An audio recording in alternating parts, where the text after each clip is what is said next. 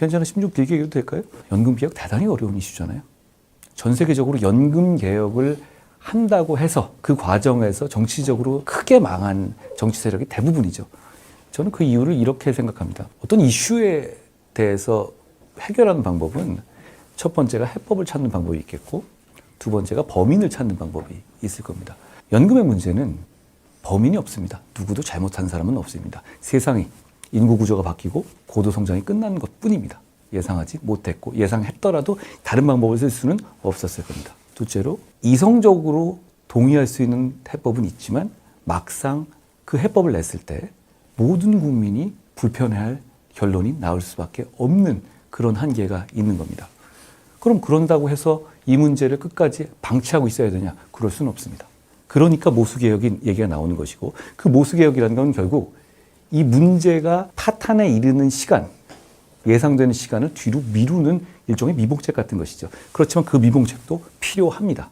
그런 차원에서 우리가 어느 정도 모수에 대해서 합의를 이뤄가고 있는 것은 좀 긍정적으로 평가합니다. 다만 이 문제를 먼저 할 것이냐 아니냐 여부에 대해서는 여러 가지 의견은 있을 수가 있다고 생각합니다.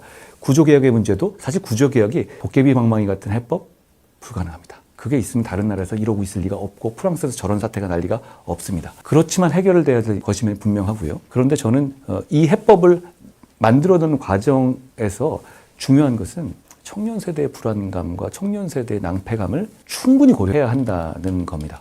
모수개혁을 한다고 해서 모두가 혜택을 받는 게 아니라 모수개혁을 했었을 때 부담이 늘어나는 부분에 대해서 지금 우리 같은 기성세대들은 조금만 더 내면 이제 받게 되는 것이고 젊은 분들은 더 많이 내야 되기 때문에 공평하지는 않습니다. 오히려 젊은 분들 입장에서 우리 같은 기성세대를 부양한다고 느끼실 수가 있고 전 그런 생각에 합리적이라고 생각해요. 그러면 이 문제를 해결하기 위해서 여러 가지 방법이 또 있을 수가 있죠. 청년 세대의 연금을 분리시킨다든가 아니면 임의 탈퇴 가능하게 하다든가 이런 문제가 있을 수 있는데 그랬을 때는 연금 체계 자체가 깨질 겁니다.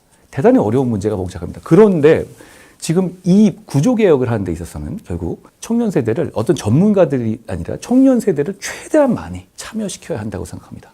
지금 연금개혁은 결과보다 과정이 더 중요합니다. 모두가 행복해지는 결과는 없습니다. 그렇기 때문에 이 많은 사람들이 최대한 참여해서 논의할 수 있어야 되고 전문가만 참여해서는 안 됩니다. 아주 강조하고 싶은 것은 청년 세대를 많이 참여시켜야 한다고 생각합니다.